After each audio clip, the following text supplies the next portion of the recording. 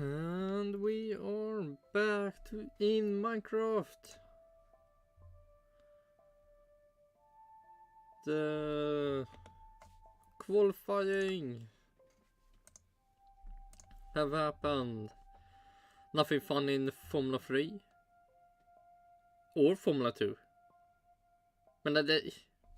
Man, so lame. The qualifying in the both formulas. Men they did one lap each almost. Like 1 lap qualifying. So you didn't have the interesting thing when after someone passed the line, they can do one more. Because for some reason this race is like 1 lap qualifying and then you're done. So yeah, so that was lame to watch.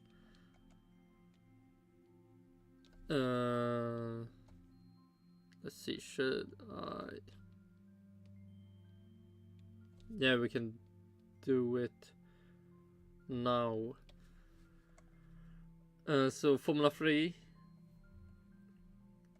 The only person I care about. Do we have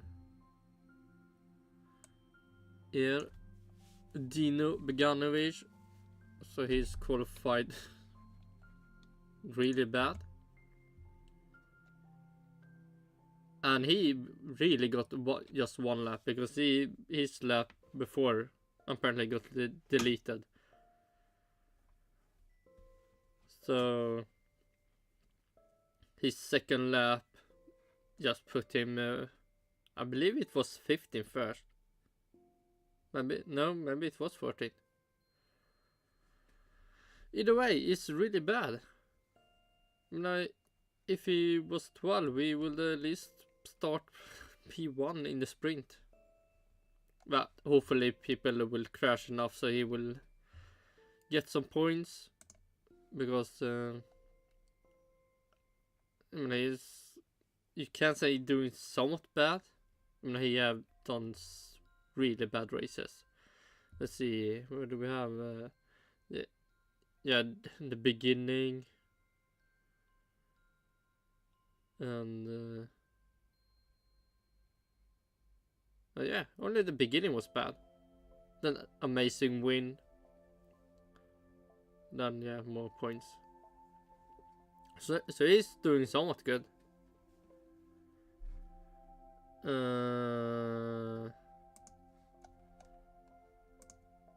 But yeah, the qualifying was not fun, and it was so with Formula 2. And we are Paul Aron in the top again.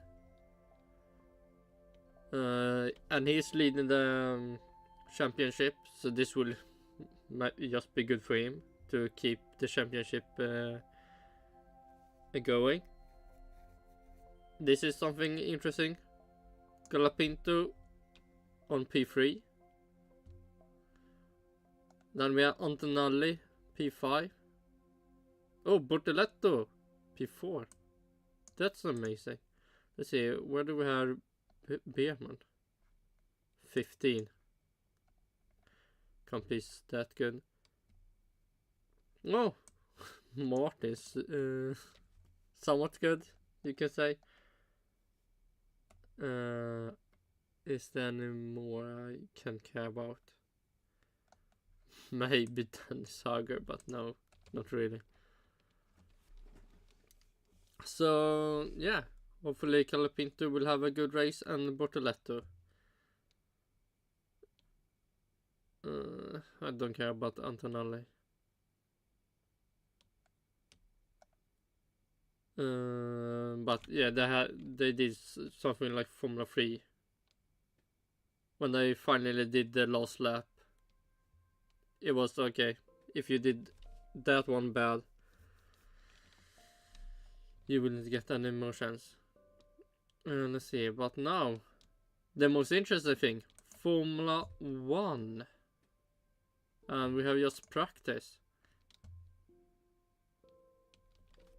So practice 1, how it should be. Lando Norris, Max Verstappen, Carlos Sainz.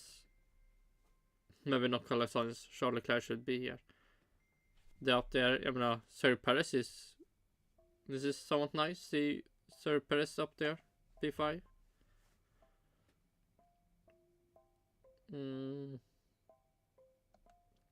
So did something more interesting happen under the practice?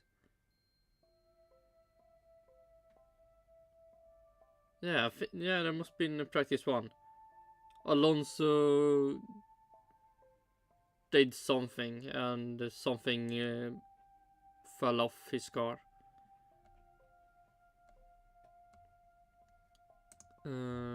Practice 2. This is somewhat not interesting or fun. This is copium. It's making that Mercedes people think they will be good this race, and then when the race start it will not be. No, this is something. Pierre Gasly up there. Yeah, I think, yeah, Sir Perez really down below. Oh yeah, let's see. Where were Alex Albon in practice 1? Alex Albon.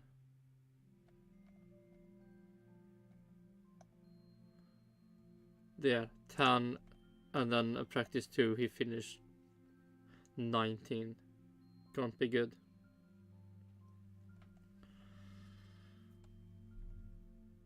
Let's see what. Oh yeah, something about Lewis Hamilton have happened. Or someone did something, or tried to start something with Lewis Hamilton.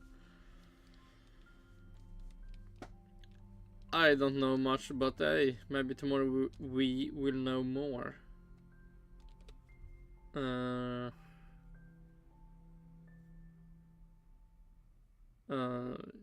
Yeah, Red Bull probably like they have looked every race since, I don't know, they still looking bad, and then when the qualifying happen, then they will become good probably.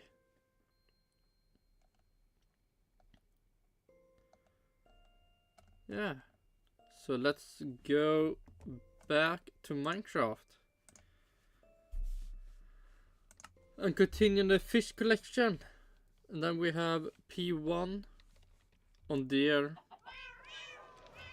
reaction, or what you call, after the practice. Then we have Peter Windsor, like always, after the practice. And then we have, what can we after that have? It was Kym Illman on Andy Newey. Aidan Millward. And if I really can, maybe we finish the weekend warm-up to see if F1 or FIA or YouTube want to put the stream off. But the thing I wanted to know is 35.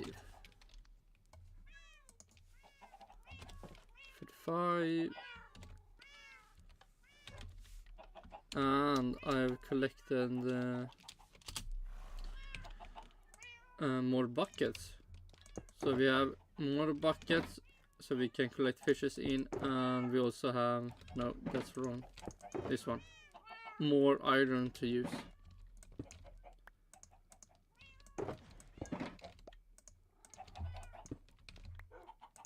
The only thing I need to do is start counting the fishes to 100% know how many I collected. Let's see, go away. Yeah, so see here, Wrote that down. So it's time to collect some fishes, and let's see if I can get some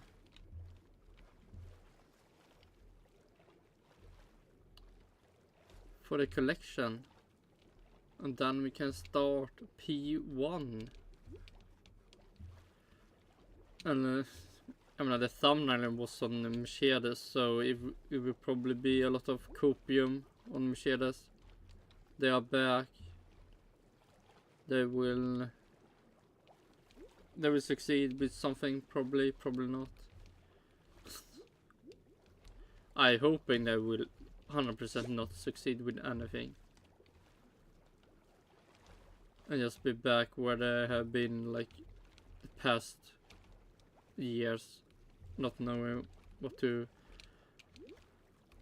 fix or do to make the car better.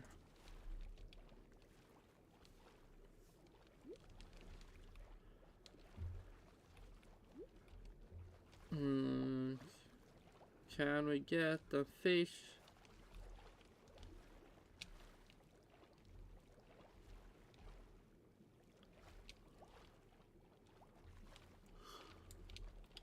Yeah, one more fish for the collection, and briny red brown.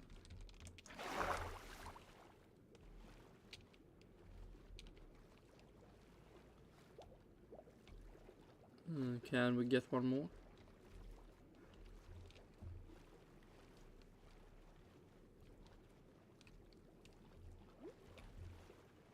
Can we get one more? Let's see. Yeah, tomorrow. Yeah, we will see how would Beganovic get any points in the sprint race or even the race. What will Oliver Bammer succeed in his position? What will Calapinto and Bortoletto succeed? And Antonelli, no, I don't care. I mean, he will. He have a Formula 1 seat already promised to him, so more interesting to see people that will maybe stay in Formula 2, at least have a good time.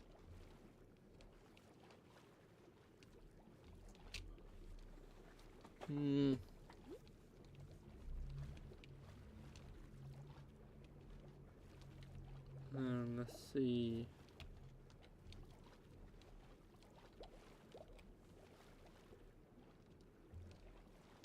Come on, one more fish.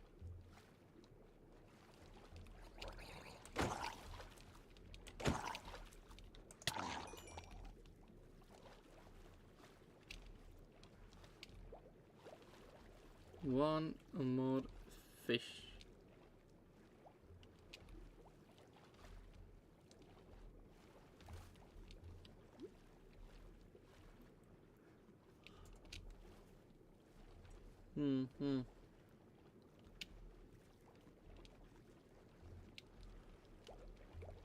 This is a slow beginning.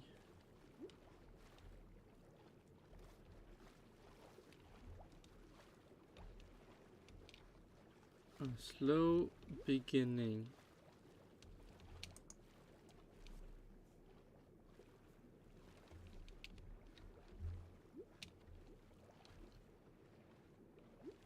I mean, Elisa will soon hopefully be over 1,700.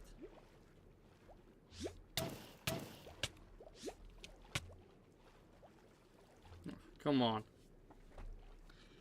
One more and then we can start. See, have something more happen in Formula 1.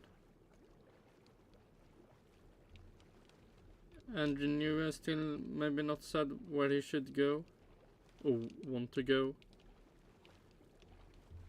And that makes Carlos Sainz maybe don't want to say where he want to go. that then makes where Esteban Ogone want to go. That makes then what Gasly want to go. So every driver is waiting to where Carlos Sainz will go, and Carlos Sainz waits to see where maybe what Andrew Newey will go.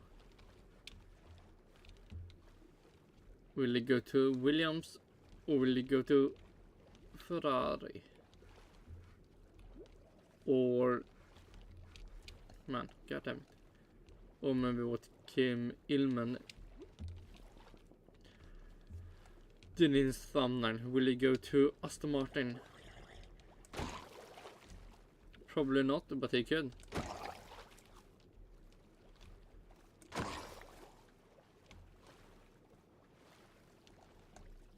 Come on, one more fish, just one more. Or trident. One more fish or a trident.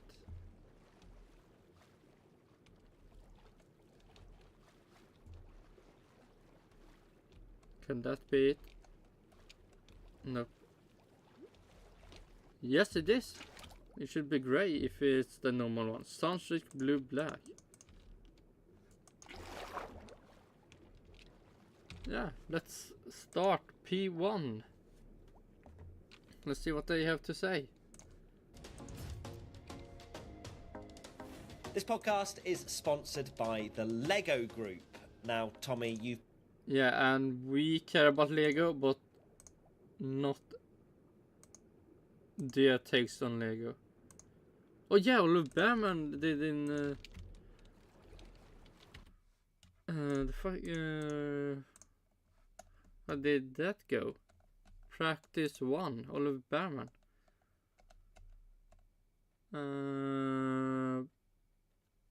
19. So not a big celebration, I would say. Oh, one more fish for the collection.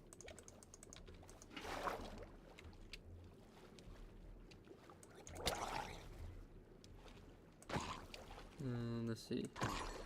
Was it one more? Nope. Okay, continue.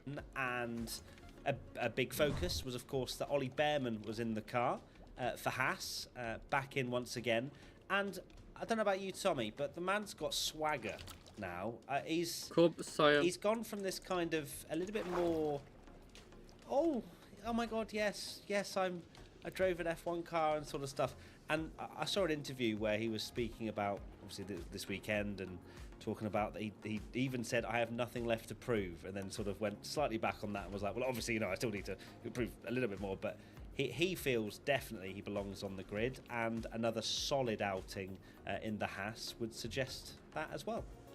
Yeah, Decent performance, nothing to shout about, but all he can do really is just be on the pace of the other Haas, which he did. He's not been in the car, and yeah, it's looking increasingly likely that he's going to get that Haas seat next year. I mean, have it ever been anything else?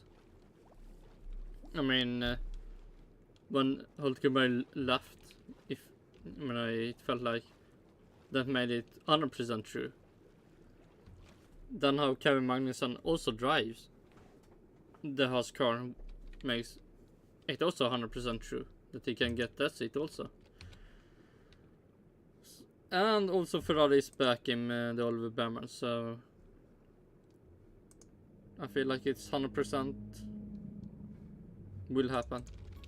Of course, what he did in Saudi, very impressive, and yeah, looks like it may have secured him a seat. And yeah, we'll see how he gets on in F2 as well, because F2 back this weekend as well, which is very lovely to see. Oh shit, I didn't do that well. He did, I believe, I read 15. There we have it, Oliver Behrman 15, and Antonelli 5. So let's see, both in view. So he didn't do that good in Formula 2. Should Flavio be allowed back? Oh yeah, I believe this is the person from the Renault crash gate times. Got lifetime ban, but now he's back in Formula 1. And also in the same team. The future for Alpine looked really good. Into F1. So of course Flavio Briatore announced to be some wishy-washy advisor within Alpine. Oh shit. 100% black. Cobb black. Nice. Hopefully it is not a copy. Or else that would be depressing. So of course he was very much involved in one of the biggest scandals Formula One's ever seen, Crashgate Singapore. I would say Spygates should be is the bigger one, but sure. This is maybe more.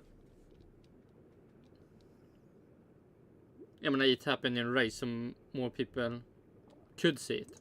Or 2008, where one of the cars, Nelson Piquet Jr., was told to crash into the wall to help Fernando Alonso win the race. Should he be allowed back in F1?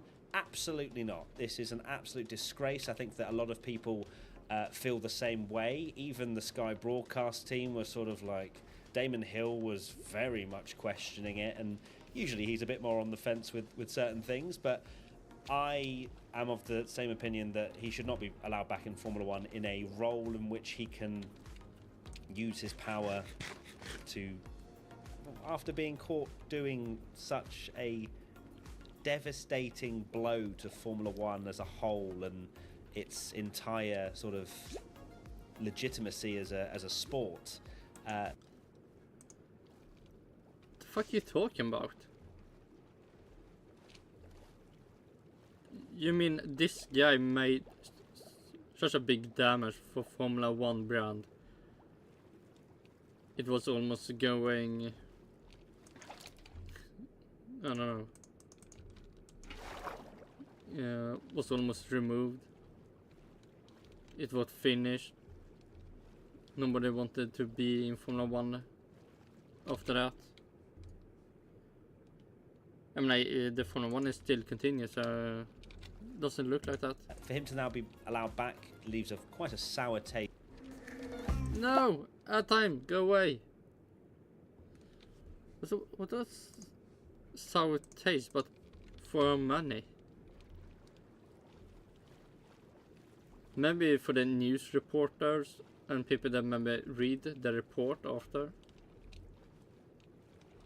But probably 17% of the people would probably not know it, and if they knew it, doesn't care about it. Because they most likely don't know who he is or what he did do. Also, House of the Dragon trailers, or the trailer. Or is just the max ad? No, it looked like a House of the Dragon because it's just House of the Dragon. And it will in how many days is it should be tomorrow. Tomorrow sometime you will be able to see episode 2. Season 2, episode 2. Okay, let's go back. For him to now be allowed back leaves quite a sour taste in my mouth. Oh, it is difficult. Oh no, shit. Don't say he did something. He did something and now you have a sour taste in your mouth. That you can swallow it if you don't wanna taste it more. Cool, because don't get me wrong, I am there's no doubt in my mind that I think Crashgate was one of the worst things to happen in Formula One. Very, very naughty, and it is like the worst thing you can do in Formula One is to crash on purpose and to manipulate. Like Kevin Magnussen does. You talked really good about how Kevin Magnussen made Hulkenberg getting points by doing almost exactly that. Crashing out people almost. I mean, he crashed out Perez in Monaco at least. After trying to crash out Lewis Hamilton a lot. Alex Albon in Saudi Arabia. Tsunoda in Saudi Arabia. So what the fuck are you talking about? Like that result. It's a tough one because we've seen drivers and many people do a lot of difficult things in the past, and it is in the past, and unfortunately it's a very, very, very serious thing that's happened in the past. But should he be banned forever? I am annoyingly really on the fence about it, because I think there's been drivers in the past that have done naughty things, and you can't basically be like, well, they'll always do this and they're the worst person ever and they should never be in Formula One again. But I also understand that it was such a scandal. Anyway, let's get back to racing and talk about free practice 2. I mean, him being back in Formula 1, who cares? Why is he back in fucking Alpine? That's the biggest question. What will he actually do in Alpine? Just waste money for them?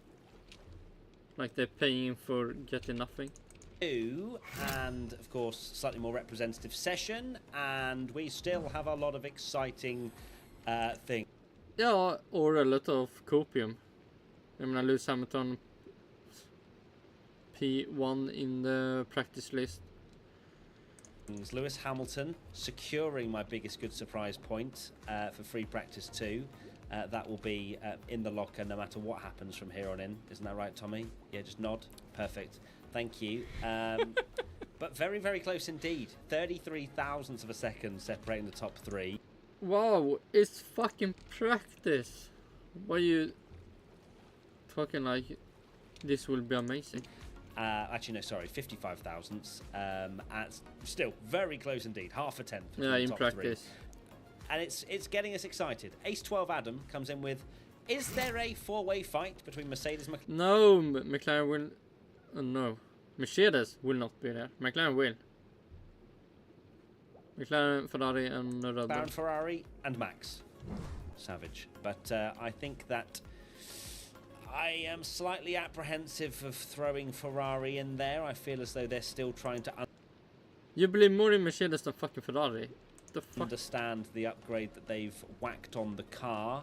Of course, in FP1, Leclerc said the car felt horrendous, which gave me serious negative feelings and vibes. When the champions is on, what the fuck do you mean? But Carlos did a very good lap in free practice 2 to show that there is some one-lap pace there. I think it will be between Mercedes, McLaren and Max. I think Ferrari might well just be lacking a little bit, but perhaps that's just no more fit for the until Charles goes fastest in FP3 and it's championship. Oh yeah, then it's championship back on, game on, changing all my predictions to Charles Leclerc, everything. Yeah, it's fascinatingly close. Of course, it is only practice, and I'd be amazed. Yeah, true. Fucking retards. Why you talk like the practice will do anything? If Pierre Gasly, for example, was only, in P4 and two tenths off. And ahead of Max Verstappen in qualifying. However, last week we were saying, oh, Mercedes always top practice and you shouldn't take too much into it. And then they had a race-winning car in the race. Yeah, what did they do? Nothing. How's your biggest good surprise looking? You also forgot, and people put in the comments, that he has a 5-place grid penalty as well. Yeah, but... 5? Isn't it 3? But okay. We did say the bar was incredibly low. He is still limboing under that incredibly low bar.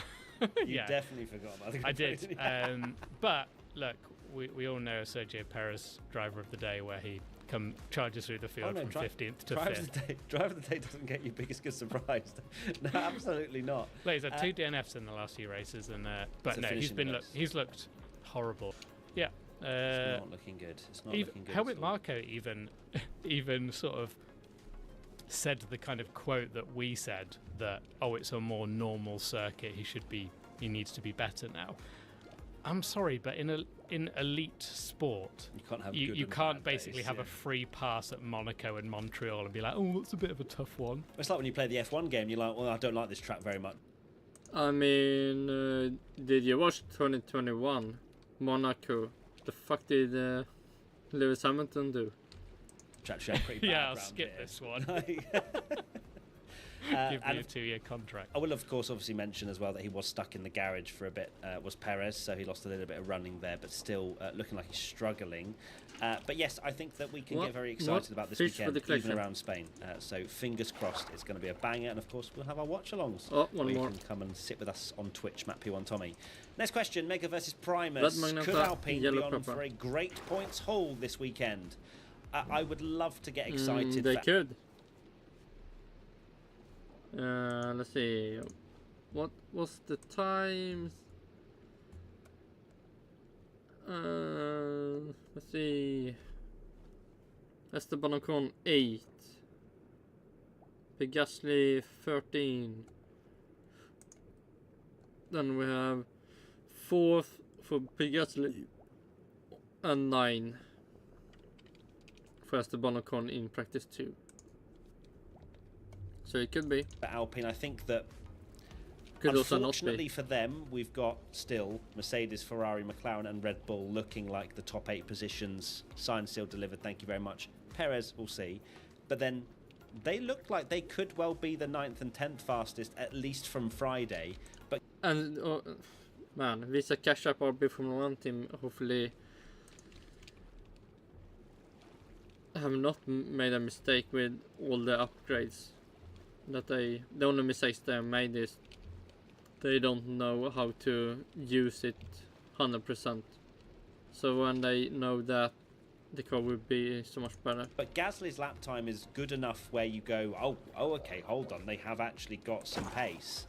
If they'd sort of finished 8th and 9th, then maybe you'd suggest, perhaps it can change a little bit. But Gasly put in an absolute worldie of a lap time. But that also suggests, as you kind of alluded to, Tommy, that we've not seen everything from everybody out there, and Gasly's probably not going to get within 2/10 of pole position. No. What? Why not? You're talking like Mercedes will be up there because of the practice, but Alpine / Gasly can't be up there because of the practice. Or just the thought of Flavio Briatore has scared him into. In commentary as well. Yeah, like in race car movies when they push the pedal down further to go quicker. Yeah. Maybe Gasly's seen Briatore's in charge and gone, oh, he's a scary man, I better go quicker. Maybe he downshifted with a stick. Downshift, yeah. And went a bit quicker on his lap. At Ishmeet07, have Red Bull already hit the ceiling of their current design philosophy? Yes, they're going to lose the championship. Sorry, wow. Oh my god, did I say that out loud? Oh shit, what the fuck did you say? At Ishmeet07, have Red Bull already hit the ceiling of their current design philosophy? Yes, they're going to lose the championship. Nope. Sorry, wow. Oh my god, did I say that out loud? That's crazy. Look, it's so difficult because we were saying about Spain being the track that they would dominate at because they have it's flat curbs. It's everything you would think that Red Bull would dream of. Speed. But Max was wrestling the car today, but he has wrestled the car in previous weekends and won the race. So I am. Yes, almost the whole season. It felt like he had a problem with the car.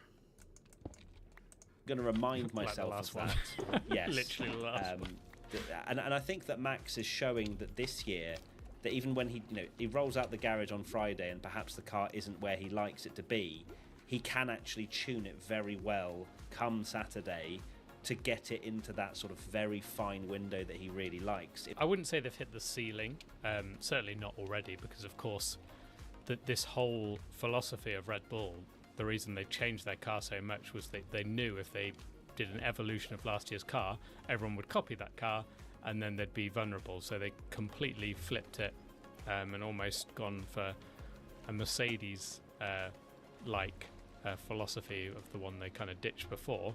Have they done that though? I guess not with the side pods, but with the bulge. Really. Yeah, like that kind of, what would you call it? Mercedes. What did we call it? The travel pillow. Yeah. But so they've gone completely different from that sense, but they will inevitably hit a ceiling. I think, said it in the last podcast, the car is not clear like it was last year. Max is making a big difference with this. Call me a fanboy, but you take Max Verstappen out that Red Bull, and it's in the mix with those teams, if not maybe even behind them. So yeah, they're the If you take out Max Verstappen and put in Lewis Hamilton, you mean Lewis Hamilton will do worse job than Max Verstappen? So much worse that he will be behind. I agree, Lewis Hamilton is so bad. fastest car right now on Friday. yeah, exactly. I didn't quite get the full transcript of what they were saying about Mercedes in the broadcast, but basically Merck have tried something and realised, oh, that's what we should have done all along. We're kind of silly for not have tried it, and now it seems like they've actually got on top of the problems that they've had with the car. So really fascinated to see if this is the finally, are Mercedes back? Yes. And then imagine, based on all the conversations at the start of the year, that Mercedes do end up being a really good team and Hamilton leaves them for Ferrari. I mean, this is insane. How are we here? Like, what? 40? Stop acting like Mercedes is already up there. It's so fucking retarded. Also, man, the lightning strikes. Stop it.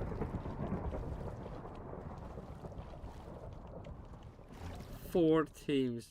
Yeah, Mercedes is 100% up there. Yeah, Teams, true. we're discussing about potentially winning the Spanish Grand Prix. What is going on? You know what it is? You're it's retard. just what they should do is they shouldn't do new regulations, but they should just announce them, because as soon as they get announced, F1 gets amazing, and then and then everyone's like, oh yeah, we should be really competitive and really close, and then they just cancel the regulations. Good. Well, I mean, they are potentially, if things aren't going to plan with the 2026 regulations, there was a chat of it being delayed by a year, wasn't there? But yes, very fascinated to see if we do genuinely have a really close fight, and it makes us very excited for the rest of the Formula 1 sure. season. Podium. Yeah, that's it. My final thoughts are we'll be live for qualifying tomorrow, and I don't think you want to miss it. It should be an absolute stone cold banger. Looking forward to it. Let us know in the comments who you think is going to be on pole position, because I genuinely think there is a lot. At least Formula 2, Formula 3 wasn't that good. A lot of drivers you could throw in the mix. I'm going to say Pierre Gasly. Yeah, I was going to say Charles Leclerc, but even though I can't even say that out loud. So yes, Pierre Gasly for pole position. See you very soon. Also love. Bye-bye. Bye. Oh shit, fuck me. The believers in fucking Mercedes. Yeah, true. Let's see what Peter Windsor says about Mercedes. This information will at least be based on actual facts and not fucking just copium and someone's beliefs. Here we will have some data, information of the car looked like when they was driving, and all interesting information that Peter Windsor is looking up.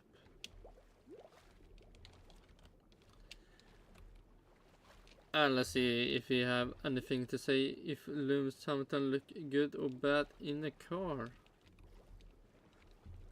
So let's start it. Barcelona. Well, it is in qualifying because it's a very technical circuit. In the old days, of course, they used to test there a lot as well, but it's no different today. Everybody knows Barcelona well. They know the mix of corners, and it is still incredibly close. qualifying perhaps not quite as important as it used to be. It used to be virtually impossible to overtake in Barcelona. Since they got rid of that chicane last year going into the last corner, it's a much better circuit now, a much freer circuit, and we saw more overtaking last year as a result, so that's a good thing.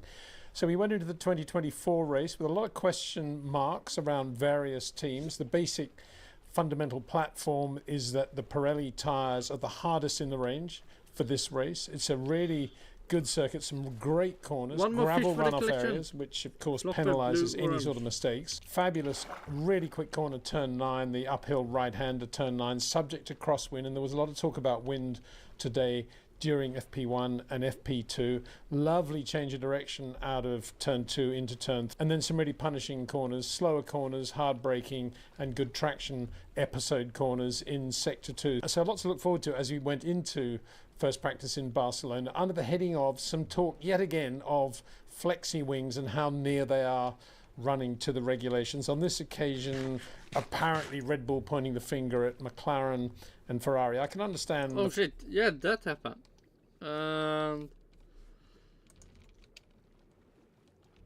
I mean, you're just trying to point out something, and hopefully it's illegal, so it will get removed.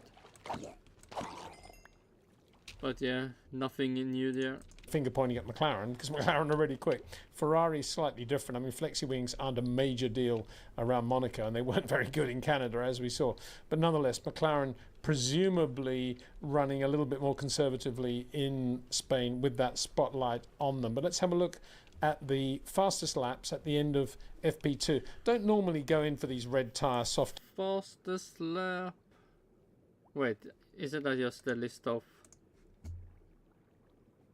Norris, Gasly, yep, Verstappen, Charles Leclerc. Yeah, it's just the list. This list. Oh, you even have Sargent on it. And hopefully this will be a big lie. Lewis Hamilton will hopefully not be P1 tyre run or close even podium in the race. Analyses on a Friday, but it's worth it at Barcelona because it is so close, and it's almost like a mini race in itself as we go into practice and then qualifying in Spain. So fastest of all on Friday in Barcelona, and I guess this is another reason to put it up. Not that I'm massively biased towards Lewis, it's just that we haven't had Maybe you are. many chances to say this since Abu Dhabi 21. Actually true. Not often you can talk about how good Lewis Hamilton are after that year. 2022, 2023, 2024. Maybe 2025 you can maybe start talking about how good Hamilton did in the Ferrari. Lewis Hamilton for Mercedes, 13.264.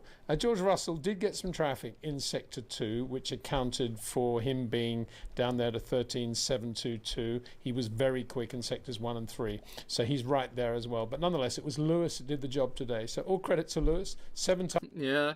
Will he do it equally good in qualifying? Or will he do it like in Canada? And make a bad qualifying?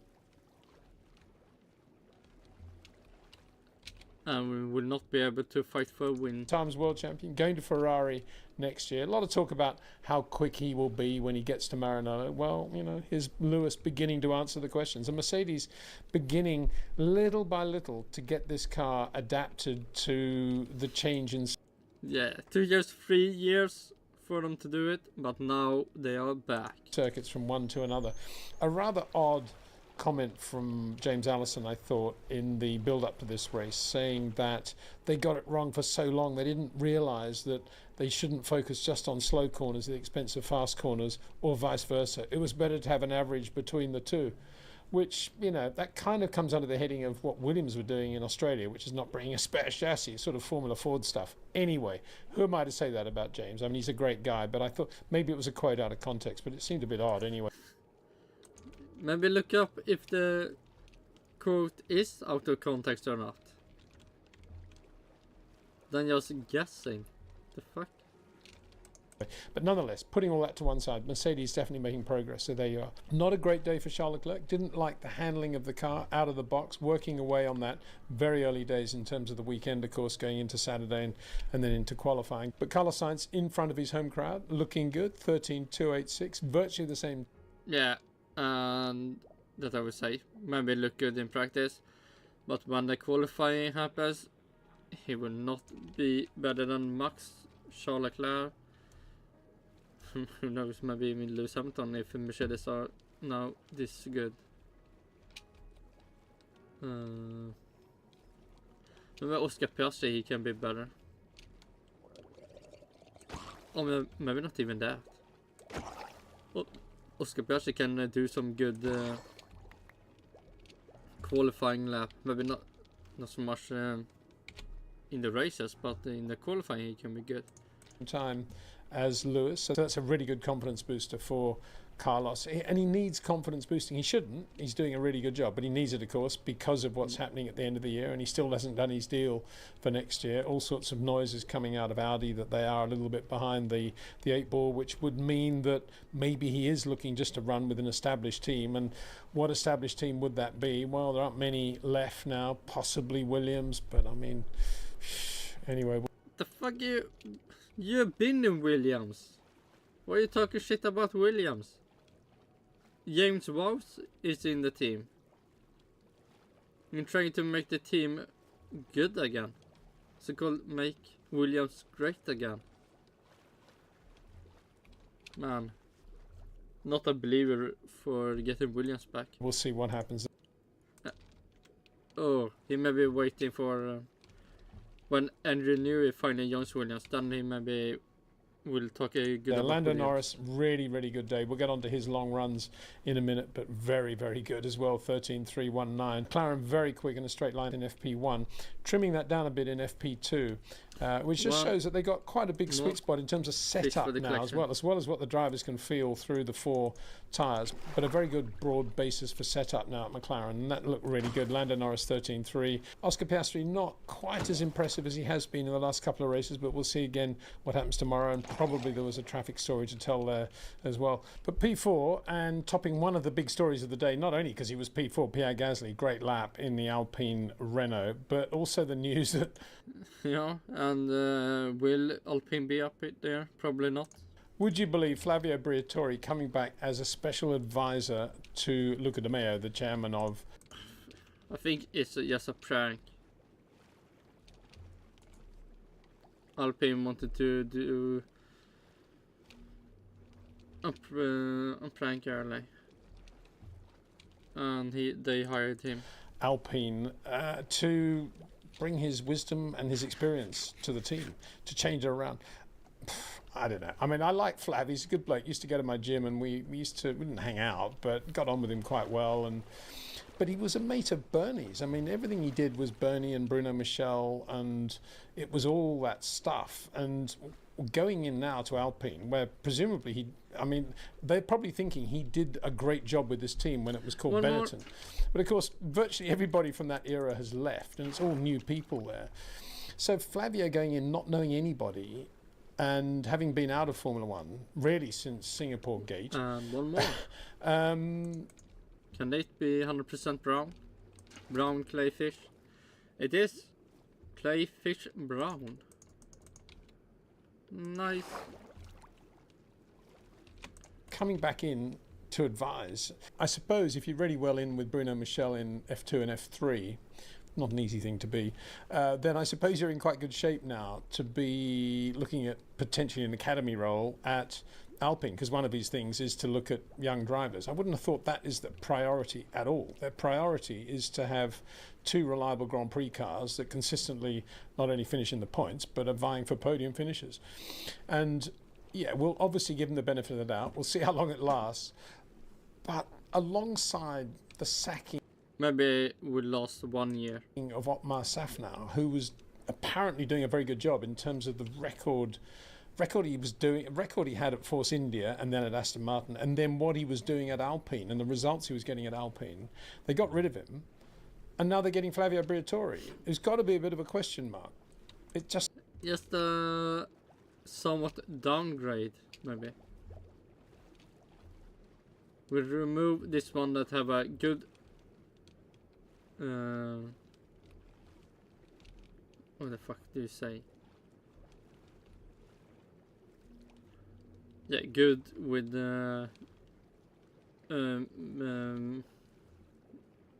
making a team good. Then we have this one. This doesn't make sense to me, but anyway, good luck to Flavio. I enjoy listening to him in interviews. Can't understand a word he says, just trying to translate it. It's really good.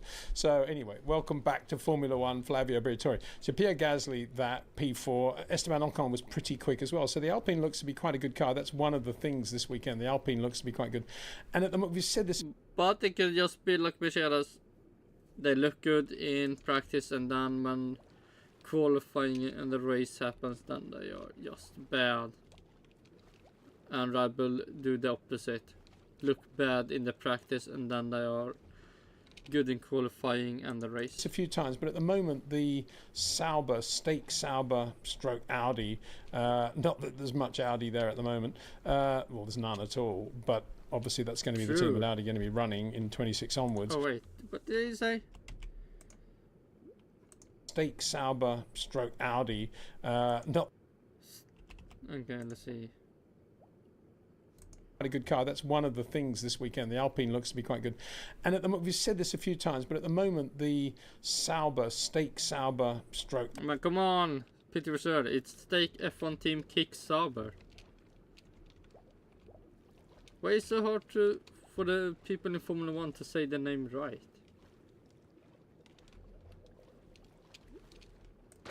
Instead of just saying Sauber or Steak. Steak F1 team Kick Sauber. Audi, not that there's much Audi there at the moment, well there's none at all, but obviously that's going to be the team that Audi are going to be running in 26 onwards, looking better than they normally look as well on a Friday at least anyway. Yeah, Bottas, was it the... let's see... Bottas, where are you? Valtteri Bottas, 12 in practice 1 and 10 practice 2. So you have your first point at Barcelona. So that was the other thing. And just going back to Max, as you can see there, he was P5, slower than Pierre Gasly. Most of that is because he was unbelievably behind the 8 ball in Sector 2, which is about turn-in, obviously grip level and traction. Very, very good he was in Sectors 1 and 3, which is about top speed. They did get the car much quicker in a straight line. We'll get on from where they were in FP1. We'll get onto that in a minute. They were much quicker in the afternoon. They took wing out of the car. Probably too much wing, because he was saying he was just feeling a lack of grip everywhere. So they're probably going to find a balance between where they were in FP1, where they went to in FP2, and that's what we'll see in FP3 on the Red Bull RB20. Yeah. Maybe even only in qualifying we see Max being fast. But I thought it was quite impressive watching Max through the last corner, which is a great corner now. It's very quick right-hander. There's a bump just before the apex. And because the Red Bulls generally, the RB20 can generally be run higher than its nearest opposition for the same download, if you get my drift, and top speed. The Red Bull looks so good through that last corner. I think that's going to be one of the telling factors in the race, because obviously that then gives you that top speed going down the main straight, which is where the speed trap is, by the way, just before the braking area into turn 1. And that's a really important thing on race day. But it also gives you... Yeah, so... I mean, oh, fuck me, I hate when people say it's so close. Look at the practice, look at the qualify... Oh, Trident. Let's see if we can get one more Trident. But yeah, people saying that it would be so close, and then you see the race. It was not even fucking close. What do you act like the practice and the qualifying will have any merits on the race?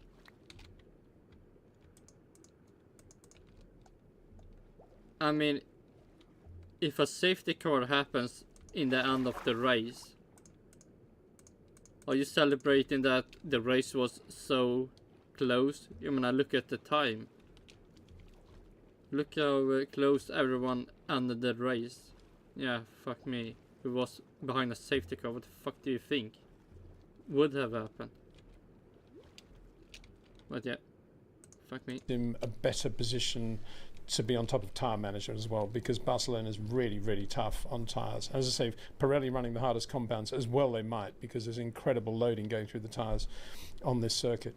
So Max, playing around, we've been playing around. And that made Formula 2 and Formula 3 qualifying so boring.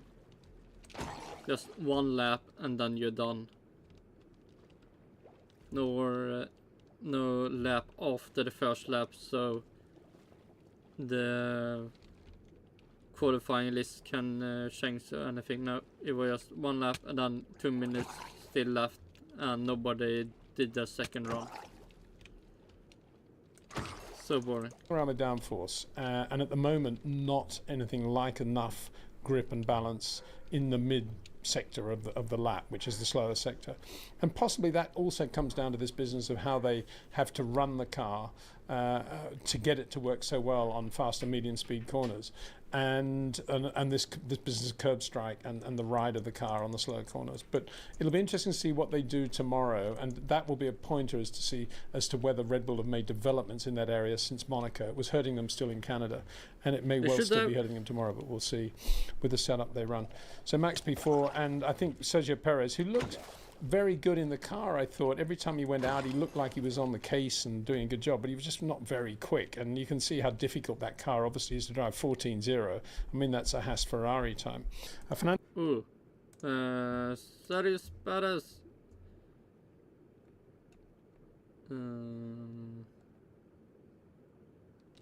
Okay, that doesn't look so good. 13, practice 2.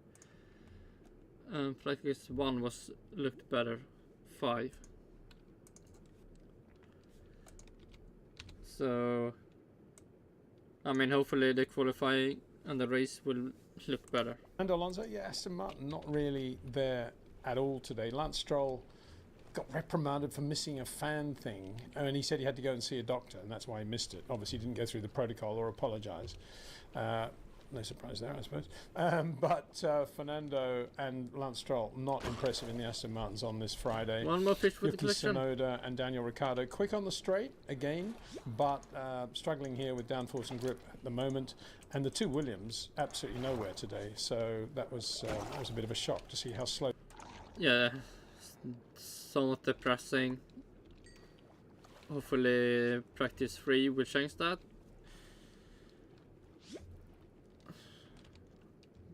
But as long as Haas doesn't get any more points, I will be happy if Alpine, or in mistake F1 team Kick Sauber, will be up there. So they are around Barcelona. Points. And now, very briefly, I'd like to welcome a new partner to our channel, Track Ninja. And the fuck is this, Peter Windsor? Why do you get so fucking weird sponsors? Bringing pro-level racing data to any level of racing driver. And you can see there, Track Ninja is... Why fucking that name? Track Ninja. A lap timer and data app designed to help users improve their car and driver performance on track. Formula 1 teams use this, right? Was there one more fish for the collection? Come on. Okay, let's see. What kind of fish? The Batty have the different way. Clayfish have the other stuff. There we had stripy.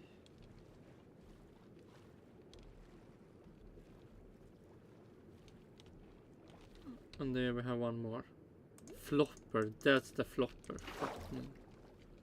That's the Lewis Hamilton. Light blue lime, grey light blue. Okay, let's see if I can remember.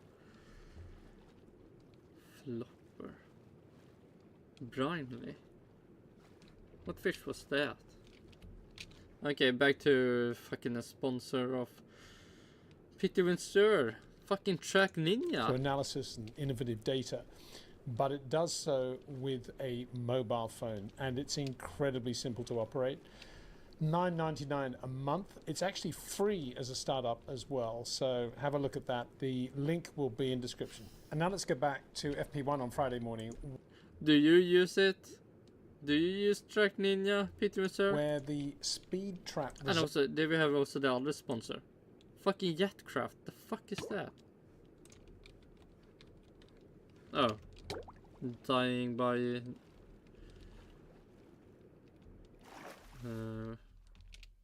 need air.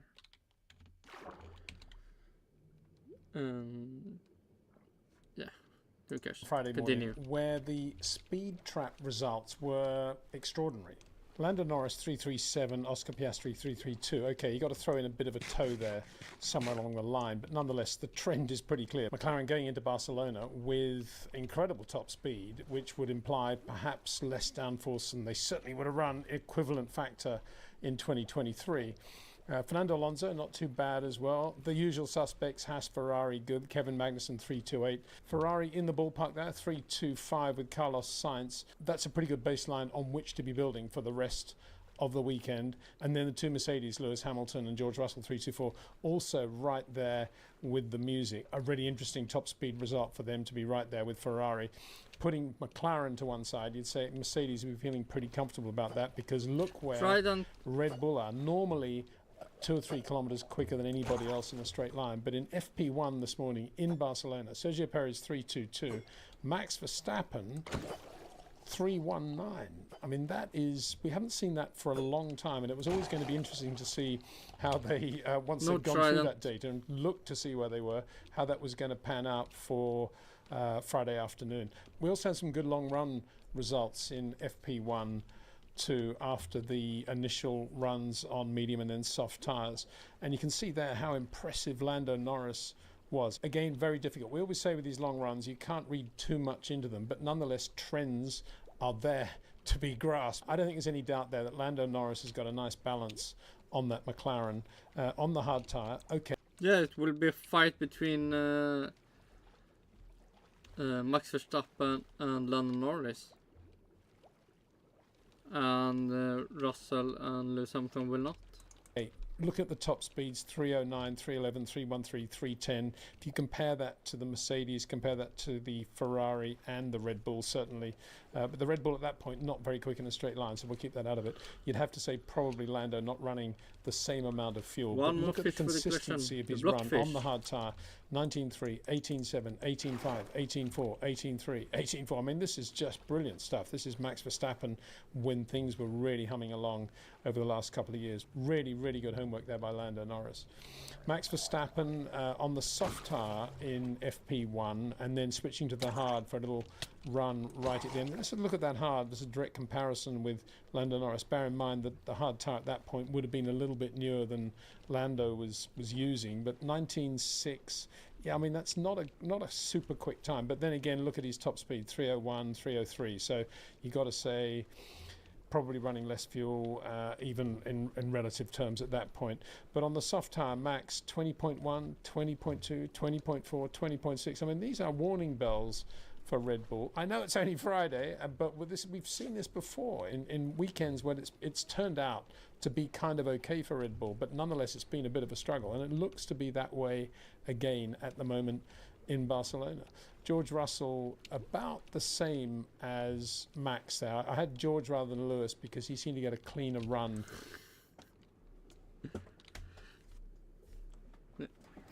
You don't have to explain why you picked George Russell.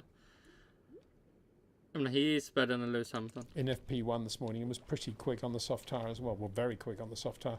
20.7, 23.0, that's obviously an anomaly. 21.0, 20.5. So he sort of, you could say, wow, right there on the Red Bull pace. Then he was in 21.0, same set of tyres, 21.0, 20.9, 21.0. Incrementally, Mercedes seem to be getting it together on a fairly regular basis now. And Carlos, compared with Lando, you got to say Lando's definitely got the advantage. Again, question mark over the amount of fuel they're running, but right there, a very impressive run by Carlos Sainz and a nice way to get into the weekend. Obviously a big pressure weekend for Carlos at his home Grand Prix. This is the last year the Spanish fans are going to see him in red. So quite an emotional time for Carlos, I think. And you think? I'm not sure. Being in Ferrari can maybe... He will probably think something like that. But holy shit, he will not... He will still be in a sport. How much do we actually need to cry that he will not be in Ferrari? Family being there as well. His dad arrived this morning as well. But very good laps. I mean, very consistent. 19.2, 19.7, 19.6, 19.8, 19.9, 20.4, 20.3. I mean, why are they getting rid of this guy? I mean, really, really good long runs there. Because they get Lewis Hamilton. The fuck is wrong with you?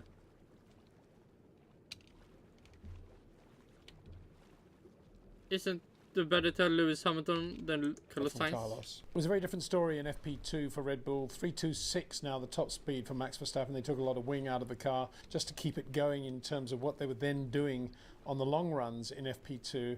Again, Max had a sink in terms of tyres. He's running the medium now. Everybody else is running the soft. There were some changes towards the end of the runs. But Lewis now doing a good run on the soft tyre, 20.5, 20.1, 20.0, 20.3. Really looking as if he's enjoying his driving, looking like Lewis Hamilton in the car, looking really good in the car. Not a lot of laps, but yeah, that's until the qualifying happened and then the race. Then he will not be happy. Then he will be really depressed. And that was the thing that showed up actually through all the tyre range, whether it was soft or the medium. We didn't see a lot of the tyres going off the cliff today. Might have been some graining, might have been some overheating, but not in terms of going off the cliff, which is sometimes the case, of course, with the Pirellis. That's not to say it won't happen on race day. Look at Carlos Sainz now on the soft tyre. All of these runs, really impressive to watch, just as they were in FP1, 19.9, 19.8, 19.9, some very good laps there, and some pretty good top speeds. Obviously some toes towards the end there, 3.17, 3.27, but 3.01, 3.02, yeah, pretty good. And you got to say, in that sense, right there with Lando Norris, but look at Lando's run. I've been eulogizing about his consistency already in this video, but look at this in the afternoon: 20.1, 20.4, 20.1, 20.0, 19.8, 20.2, and then 3 20.1s. McLaren in the low 300s, 304, 306 through the speed trap.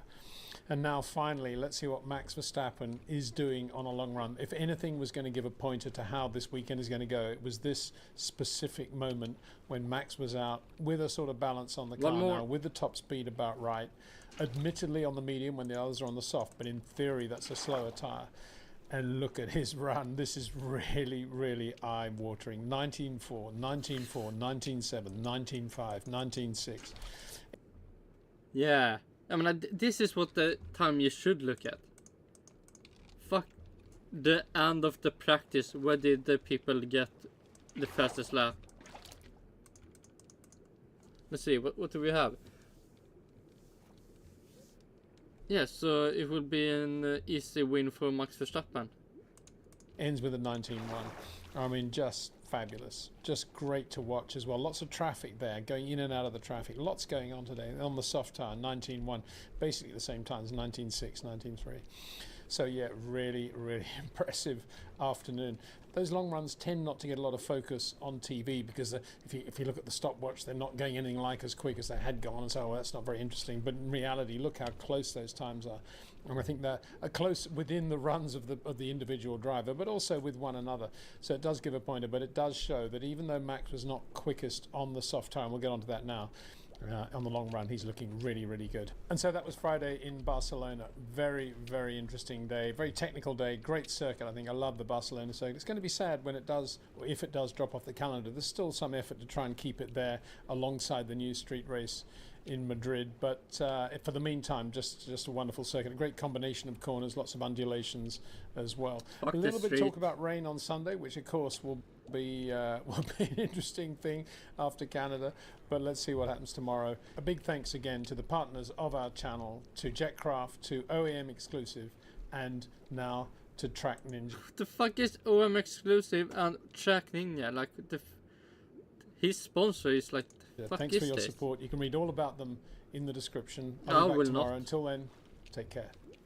I will.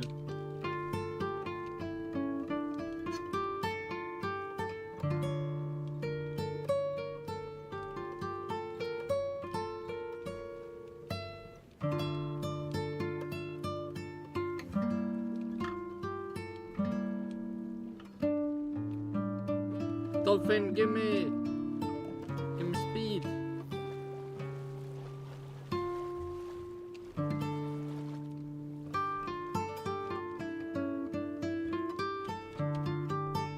Fuck is this?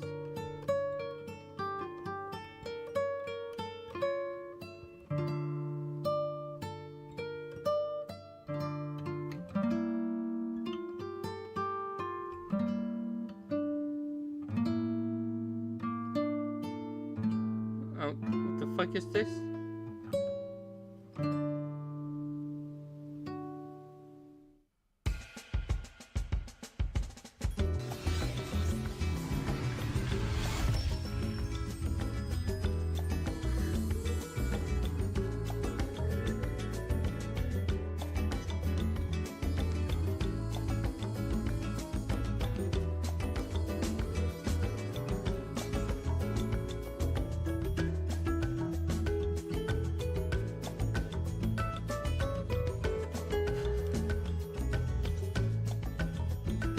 The Windsor is the screen light is black.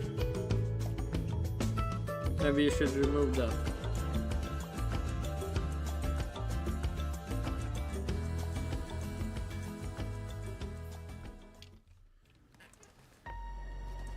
The fuck was that? Peter Reserve, please. Your ending of the streams are always so weird. What do we have now?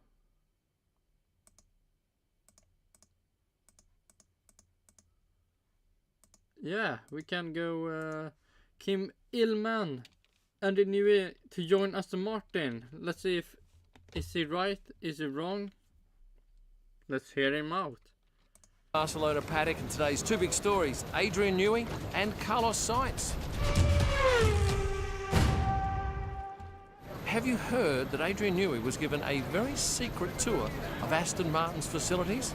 Yes, he is a very much in-demand man. Lots of teams want him. Aston Martin certainly want him. They've already made a play for him earlier in the season. Oh, well, shit. he was out at... Pink cyan. I was almost about not to take it, but holy shit. It was a fish to collect.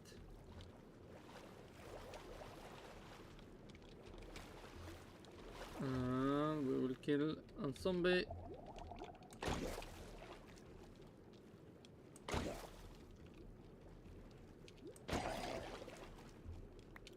So Andy Newey may ignore Lewis Hamilton plea and sign for F1 rival of the factory tour.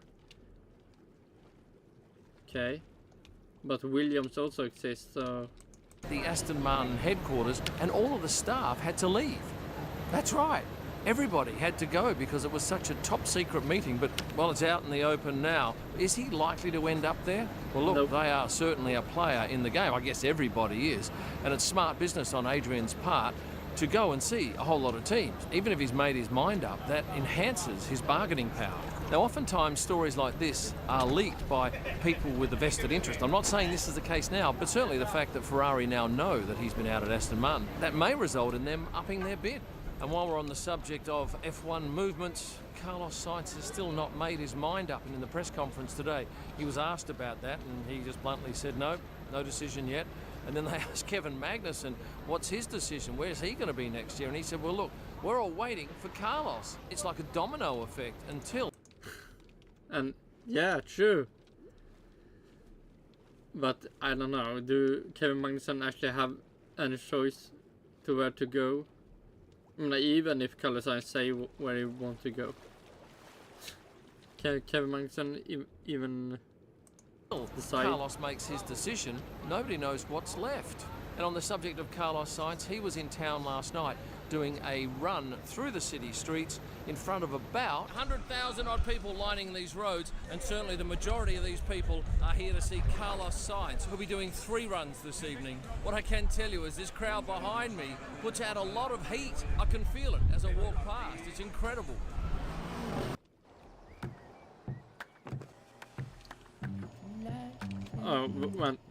When he said runs, he means driving, not running. Varje gång du som medlem tankar 25 liter eller mer bjuder vi på en svalkande glassbåt. Välkommen till Prix. That's fun.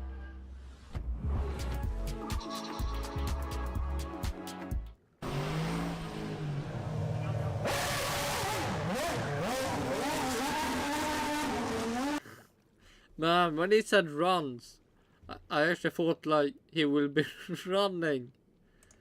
Jack Doohan was very impressive. He was doing donuts with his hands out of the car. Carlos Sainz did a couple of donuts up my end, and now they're just planning for their second runs. This is Carlos up on stage in the fan zone, and pretty much all the young girls are down the front swooning over him.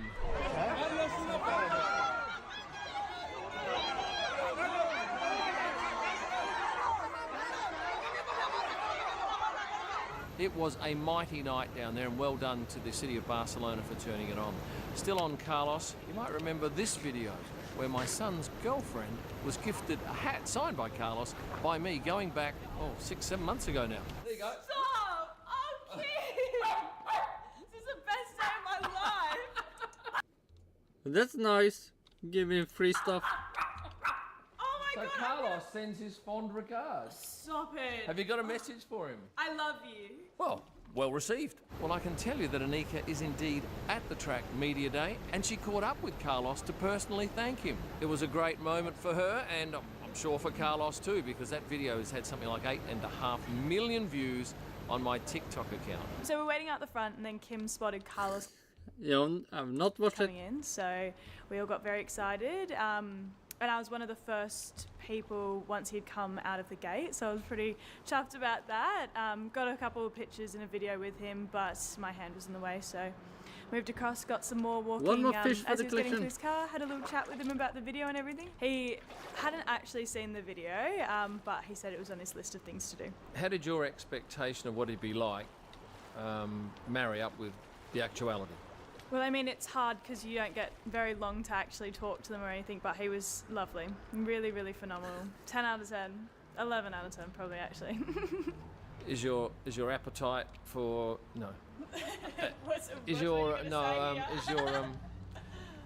are you sated? Very, very, absolutely. Now, interesting today, Lance Stroll was late into the track. He actually came by helicopter. And I didn't realise that there is another helicopter landing pad in this track, so he's dropped off by helicopter and then takes a car, gets into the paddock wearing Boss gear. In fact, Okay, sure. let's have a look at the fashion today.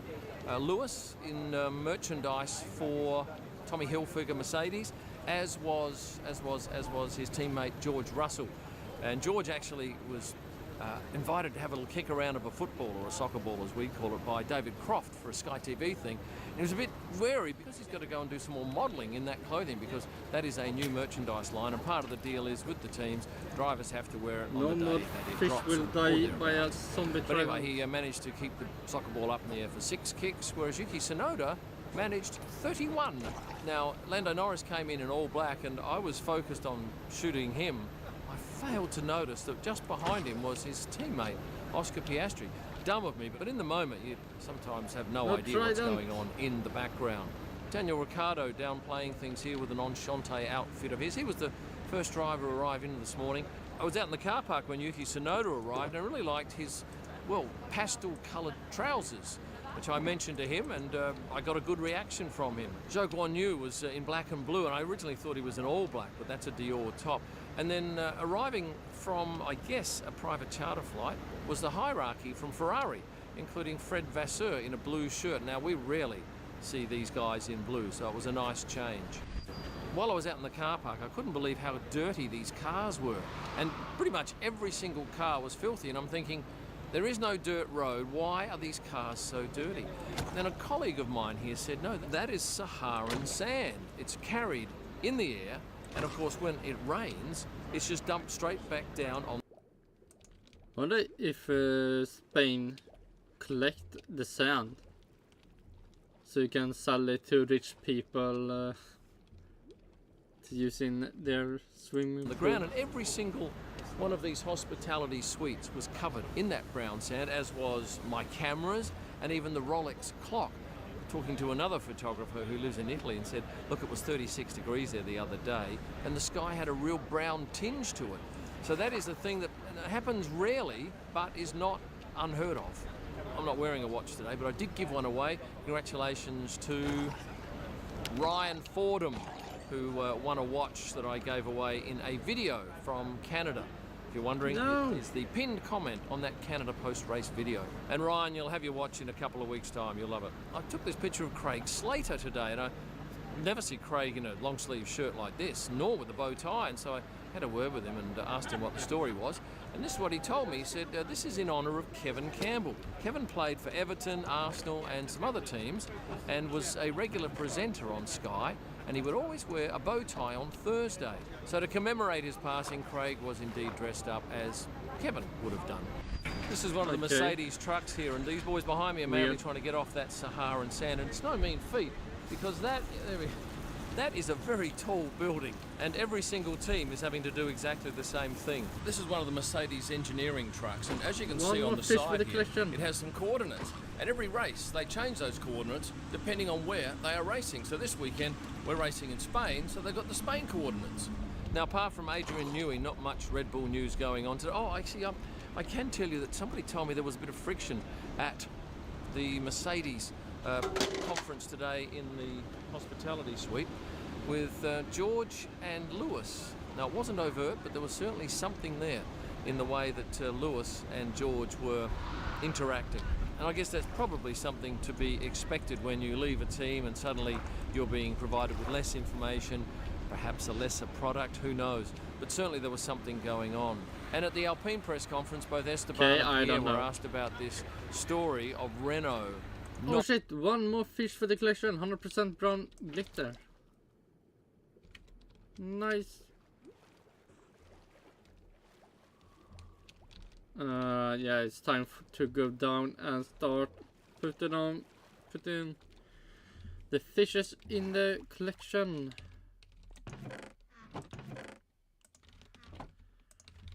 We need to count 18, 20, 24, 30, 36, 40. 40, so 16, 75 plus 40.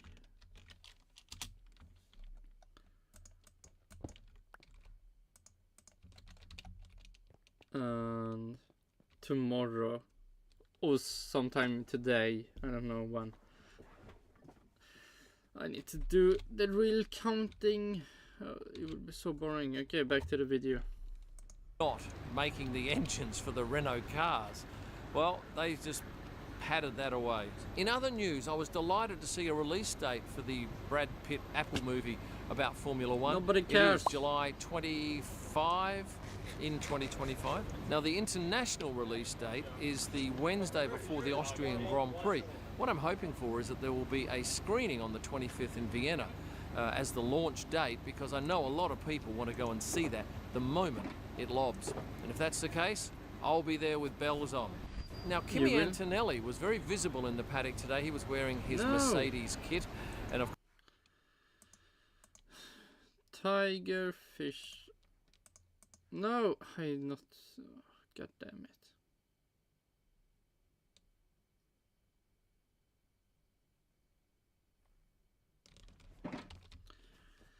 We need to remove these fishes first.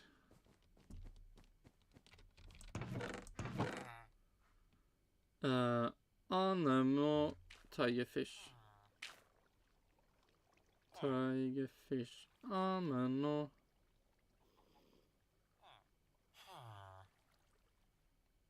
Wait, no animal. Animal.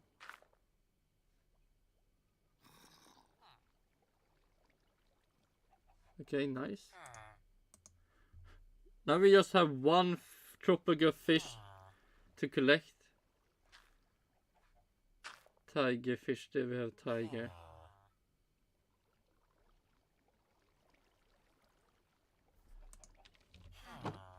Okay, but still -2. 1673 -2.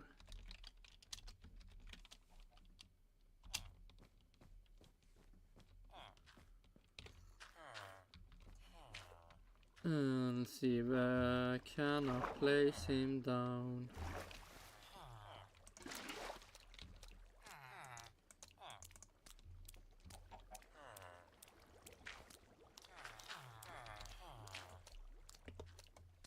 Of course, he is in the Mercedes Junior program.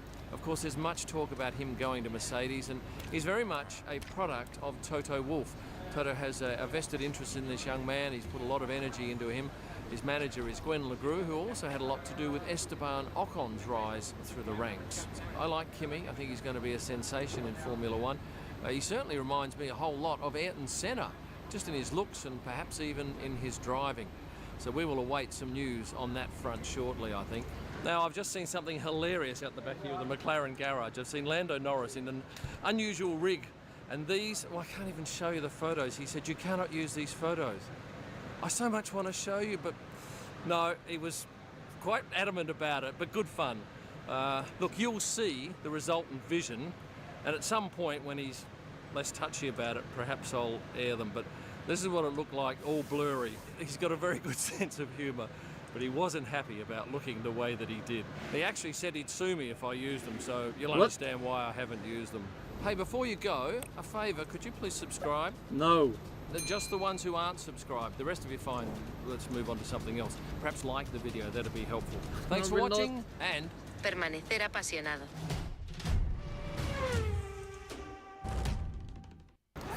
This is a tough one.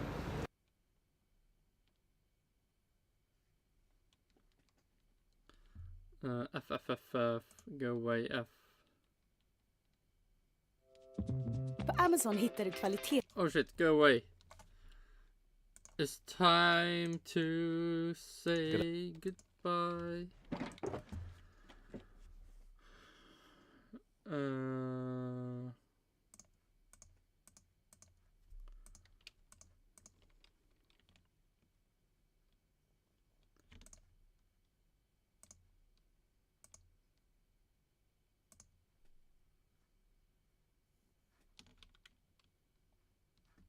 Okay, so he had no news about any new year, or I mean he somewhat had, but he just did a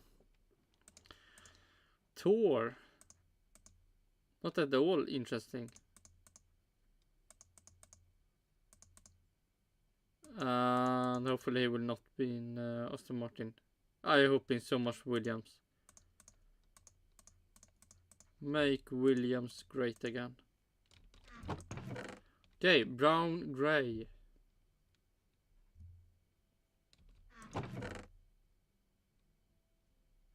Brown.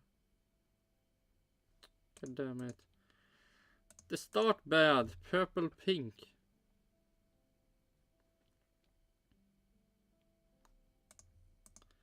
No, they are purple, pink. Light grey, green.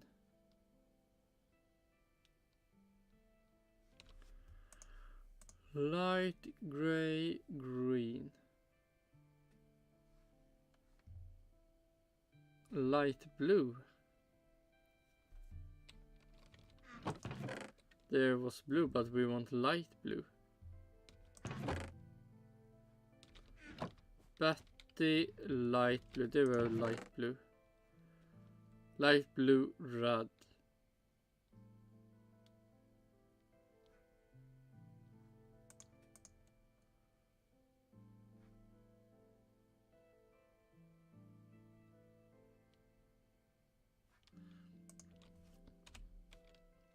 Oh no. Nope.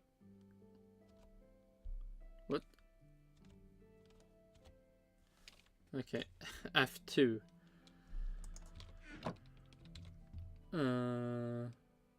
Purple white.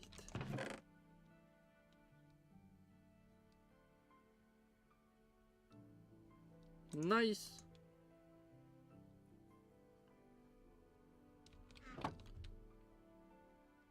Then we should have the blockfish. Blockfish. Let's see.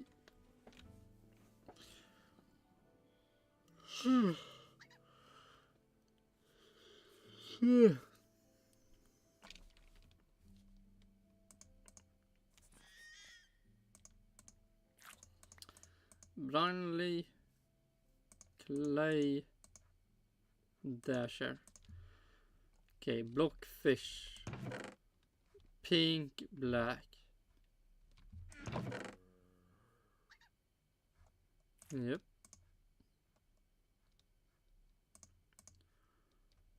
Cyan, Magnanta.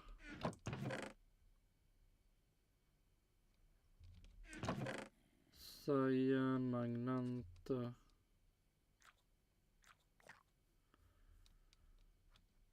Nice.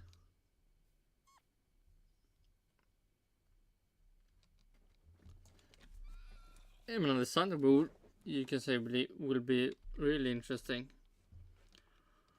After the race, then House of the Dragon. And you will continue to see what happens. Light blue, purple.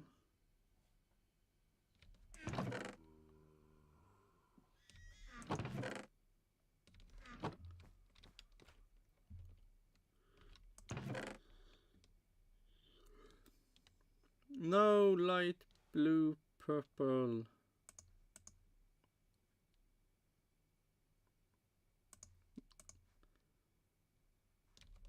Oh, it's Betty. We want Branley. There we have light blue. Light blue, purple. Okay, we had. God damn it. Red, brown.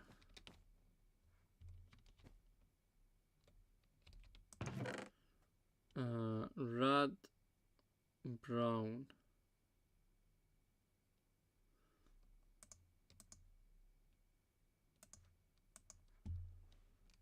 Red Magnanta.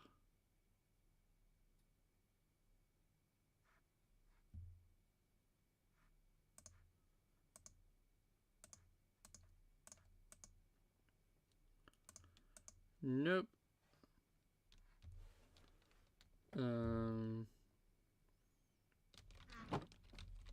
Clayfish. Cyan blue.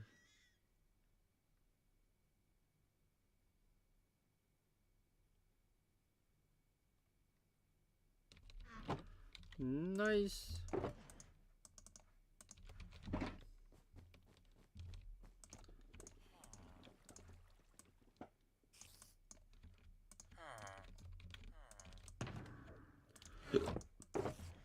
And one chest and one sign.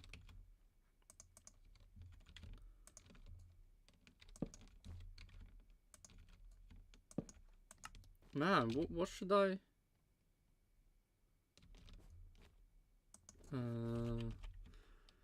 Clay, fish, blue.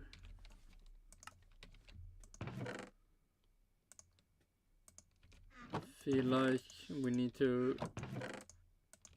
fix this system soon.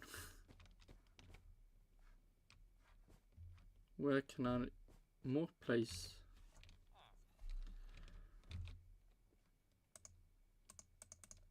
The chest. Oh, clayfish brown. Clayfish brown.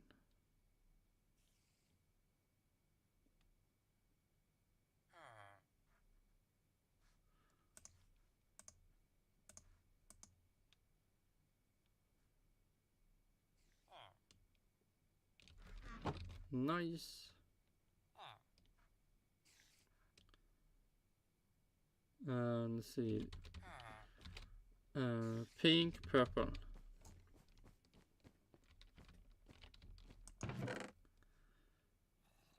Pink, purple. Purple, yellow.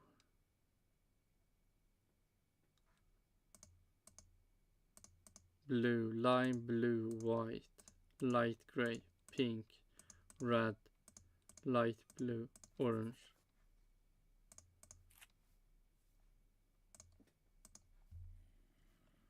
And then we want pink, blue. Pink, and there we have pink, blue.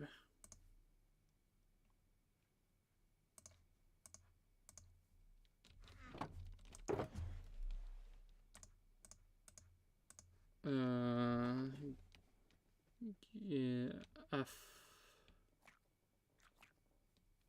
Oh, clayfish. Oh my god.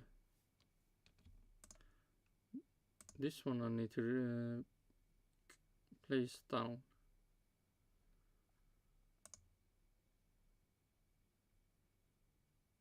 Man, so many 100% colored fishes.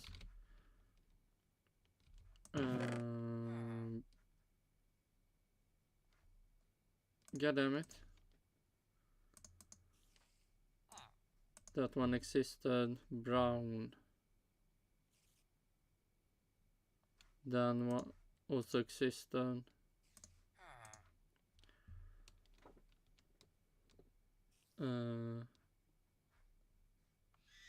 Cyan. Nice. And then clayfish black.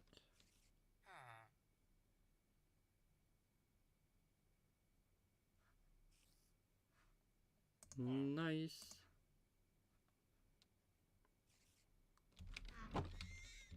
So -2 more. 16, 71, -1, no, -2. -2, -2.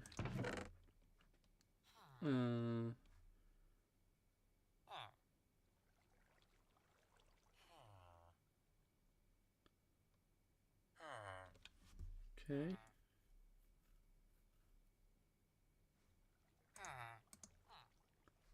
Cob black. Do we have a cob black? Cob blue.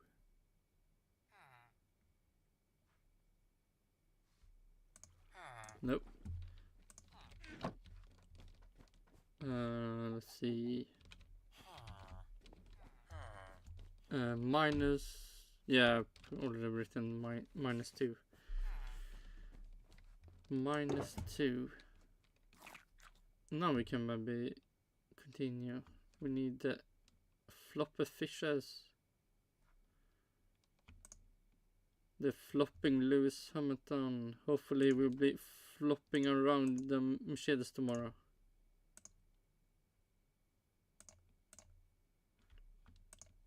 On one cob.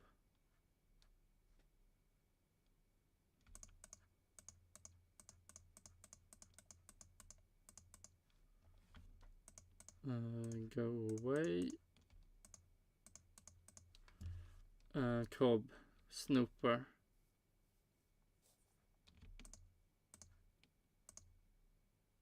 Oh no, this one is before that.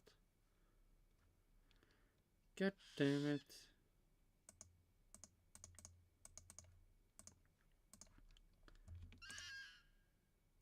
Glitter.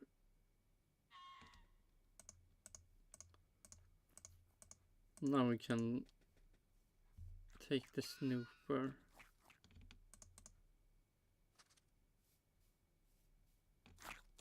I will wait with the rest. Flopper. Black Magnanta. Do we have a black Magnanta? No, we don't.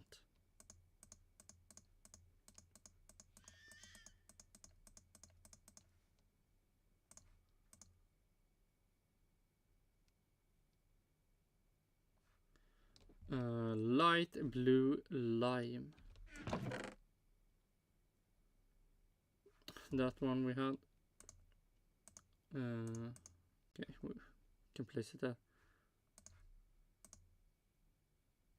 Yep. Red, gray. Two. There we have red. And there we have also the gray. And now we want gray again.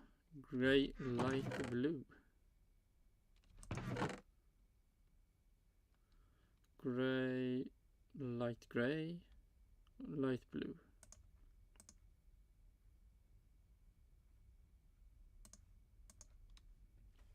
Blue, orange.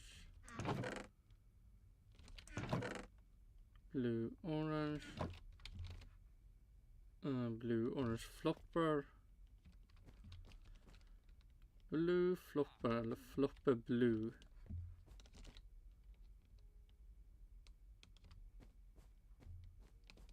Flopper blue. Flopper yellow. There we have flopper blue.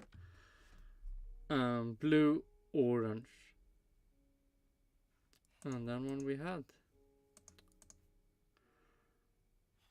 Oh, one more blue. Blue green. We had that also. So boring. Time for...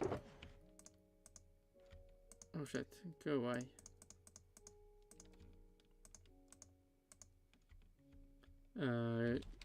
Pink lime. Pink lime. Why? Green.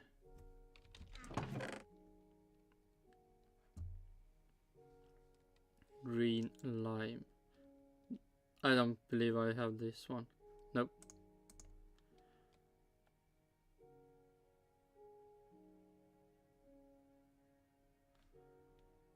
Now we should be in the cob. Gray Magnanta.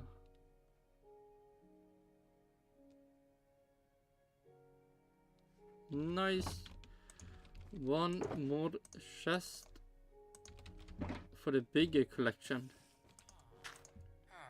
Now we need signs. Carlos signs we need.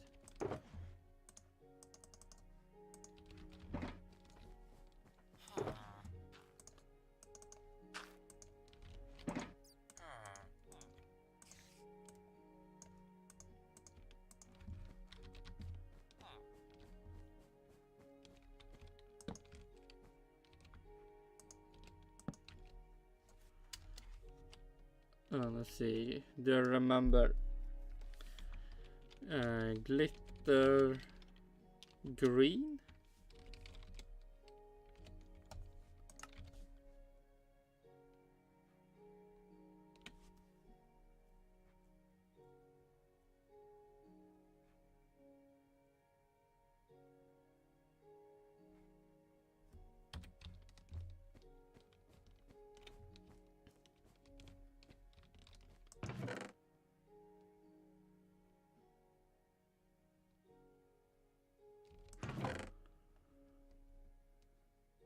Nope.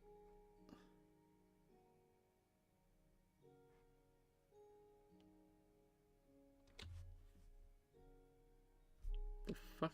Pink. Was it pink?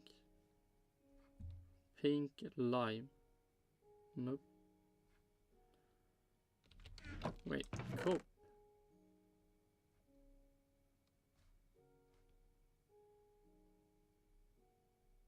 Okay, it was scope. The glitter was before.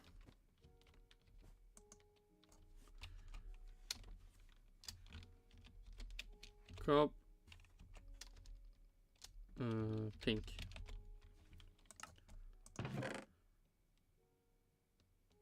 Oh no! Fuck me. My memory. Gray.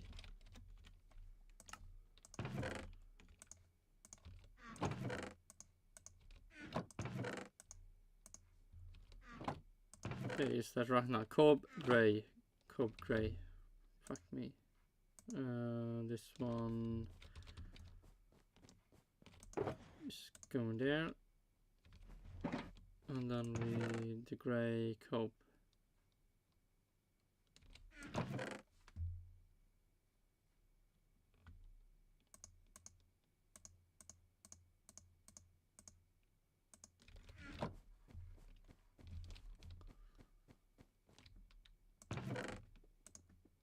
Pink, yellow, green, lime, red, purple, orange, cyan, brown, and then magenta. Nice. What do we have left? We have the snooper. Light blue, black.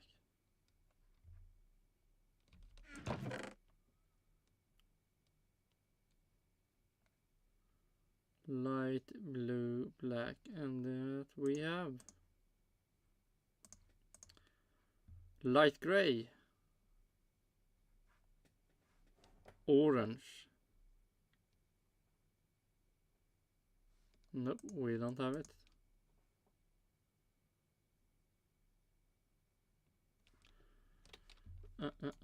Purple, light gray, magenta red, cyan, magenta red,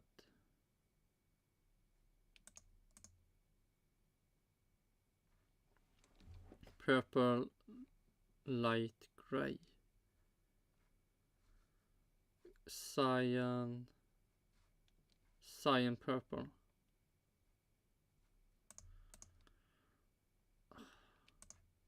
Boring. Okay, snooper purple, blue snooper purple can be here.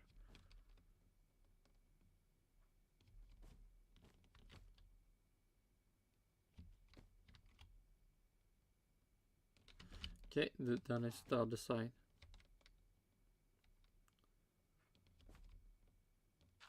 There we have snooper. Purple, light gray. Do we have a snooper purple, light gray? And we have it.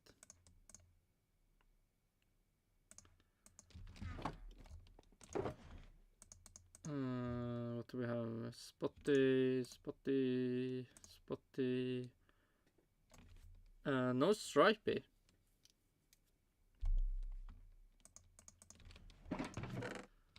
See, we had one glitter or two glitter, one cob, flopper, a blue dasher.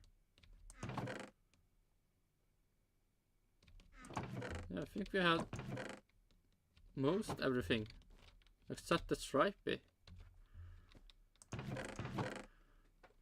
Pink, red.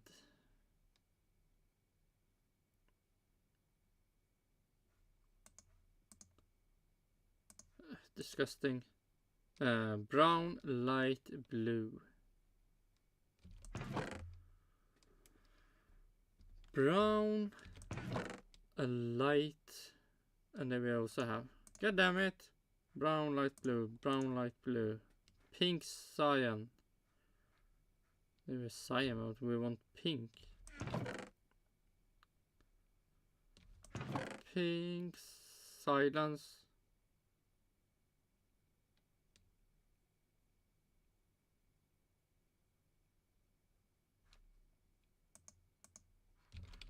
Okay, nice.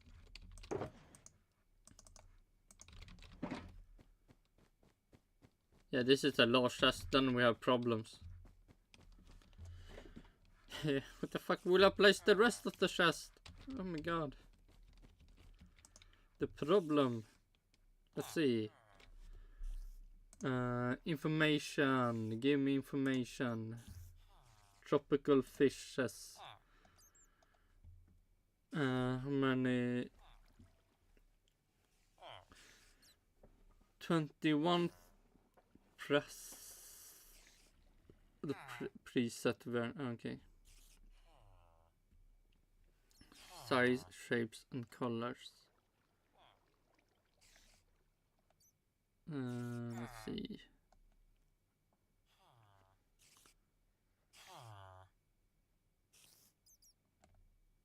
How the fuck do we count this? Will this? No, give me.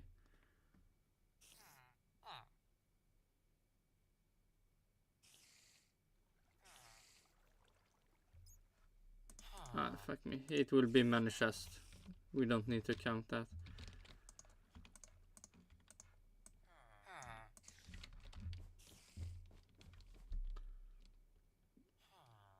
I mean, maybe I will soon start trying to get shulker boxes. That maybe I should. Let's see. Memory. This must be a spotty. A spotty, or what color can it be? Spotty. Was it red? No, pink. Close enough.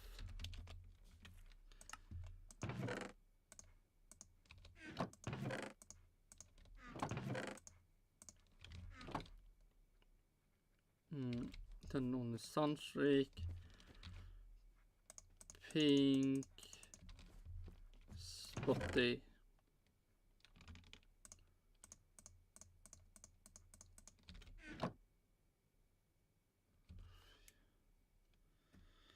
Man, this scared me so much.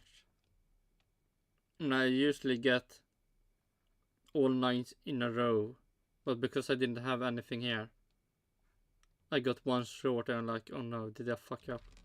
But I mean, I somewhat fucked up, but not in that way I thought I had fucked it up.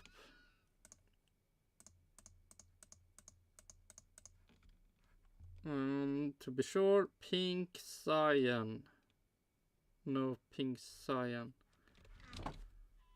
Oh, we had a pink red.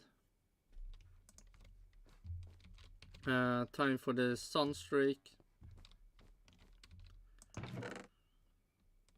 Yellow purple.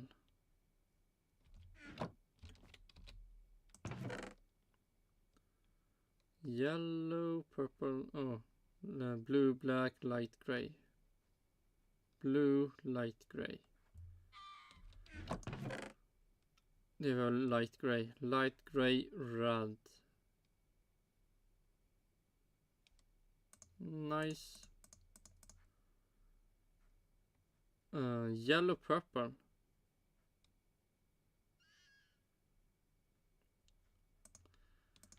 Boring. Blue black. Blue. Nice. Okay, how many? 6, 12, 18, minus 18, plus minus 4, so minus 22. And it should just be minus 20 because I didn't remove the normal fishes I've collected.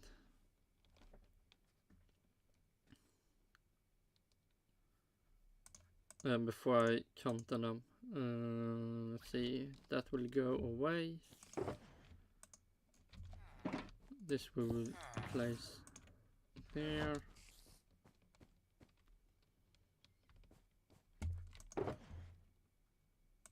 And now the fun will begin.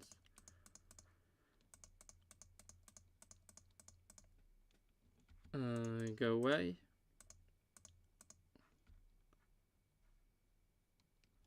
To make sure we have not fucked it up,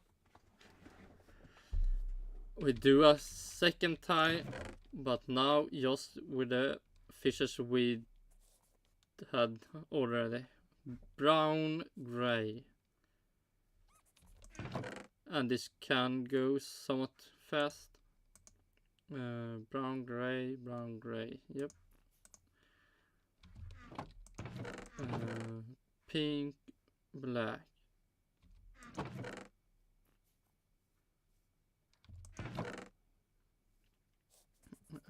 Pink. Here we have pink, black. Brightly light blue.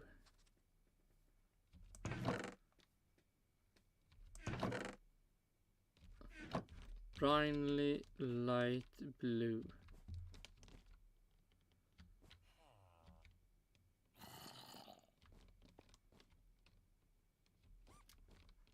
Feel like it should be here. There we have light blue, purple.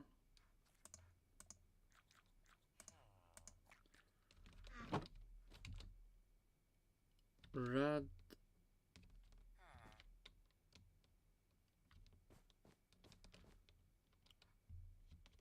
Yeah, they were red. Red magenta. Okay, time for Dasher.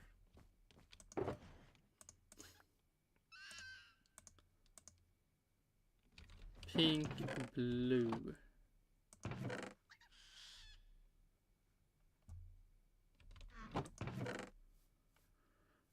A pink and a blue.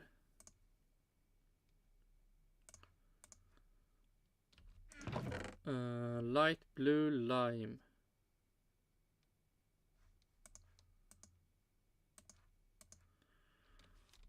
Red, gray.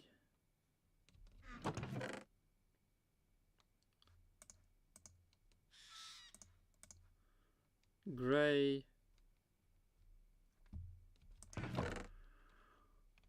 Come on, give me the gray. Gray, light blue.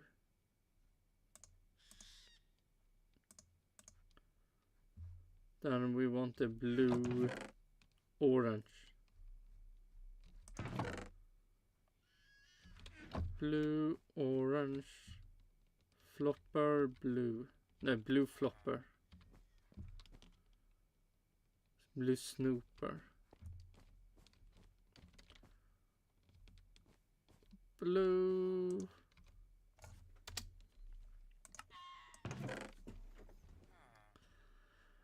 Blue, orange. They were blue, orange.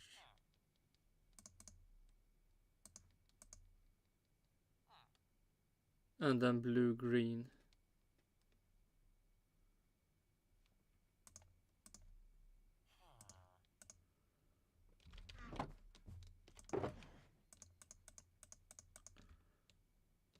Pink, lime.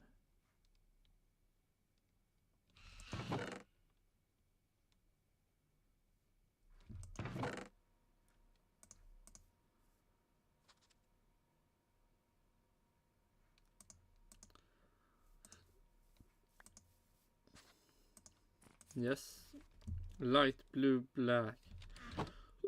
A snooper, light blue, black.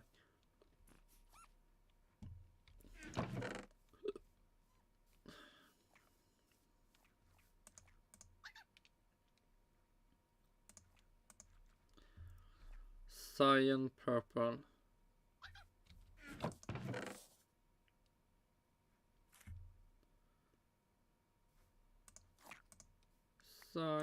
purple, purple light grey.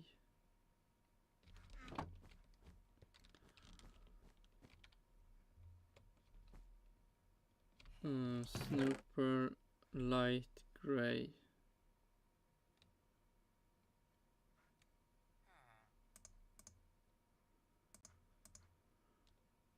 Spotty pink red.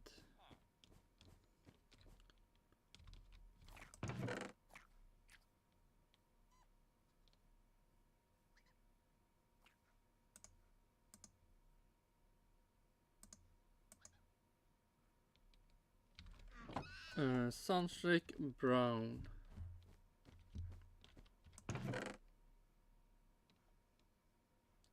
Oh, yellow purple can we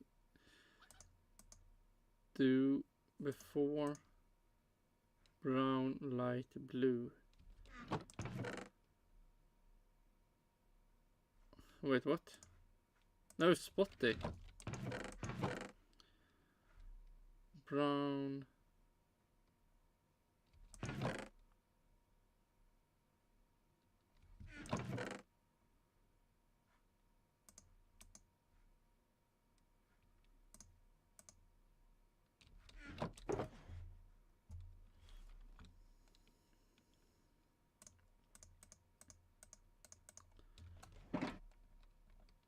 Okay. How many is it now? 6, 12, 18. So minus 18. Minus 60, 50, 52, 53. 18, 63, 71. Minus 18. Let's pick it up and then we can end the stream.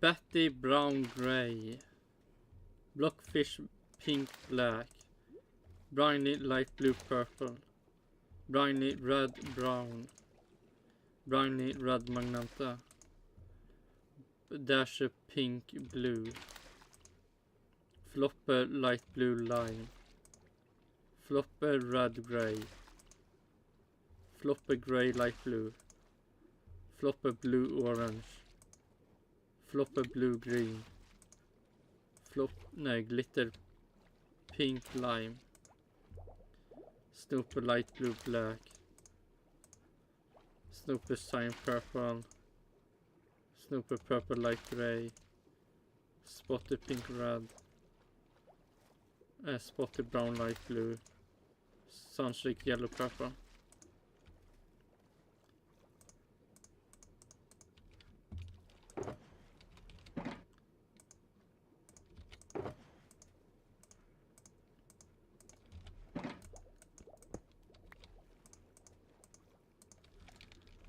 And we are done. Let's go up. We going up, up, da da da da da da da da da da da. Going up, up, up, up, up. We are going up. We going down.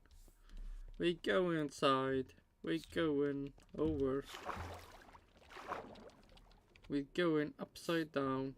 We going straight down. We going curved upward down movement.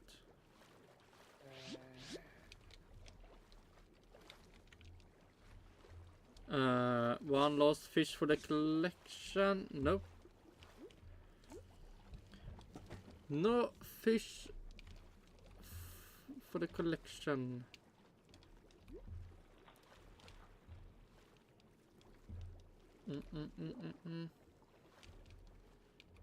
Come on, one more. One more. One more. One more time.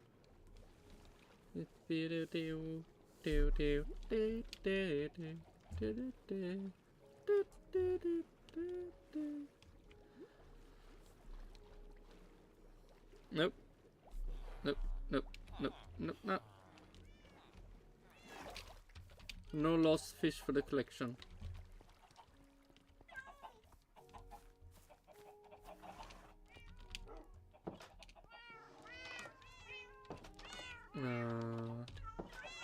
Uh, 1653.